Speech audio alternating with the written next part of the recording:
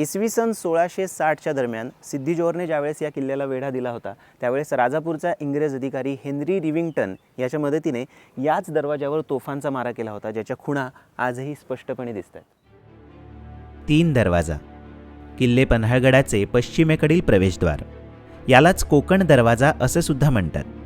या वास्तूमध्ये एकूण 3 दरवाजे आहेत आणि त्यापैकी सर्वात बाहेरचा जो दरवाजा आहे हा दगड एकमेकांमध्ये रचून म्हणजेच इंटरलॉकिंग सिस्टीममध्ये बांधण्यात आलाय. सिद्दी जोहरच्या तोफांचा मारा सहन करून सुद्धा आजही हा दरवाजा सुस्थितीत आहे. सूर्यास्तानंतर गडावरील सर्व दरवाजे बंद केले जायचे. मग त्यानंतर जर गुप्तहेर किंवा सैनिकांना किल्ल्यावर प्रवेश करायचा असेल तर या ठिकाणी एक खिडकी दिसते बघा. या खिडकीतून खाली दोरखंड सोडला जायचा आणि त्याच्या साहाय्याने किल्ल्यावर प्रवेश करता येऊ शकत होता. आता बाहेरून जरी ही खिडकी दिसत असली तरी पलीकडच्या बाजूने मात्र हा अगदी भक्कम आणि व्यवस्थित दरवाजा आहे. ही वास्तू अतिशय वैशिष्ट्यपूर्ण आणि कलात्मक असून सुंदर नक्षीकाम सुद्धा पाहायला मिळतं.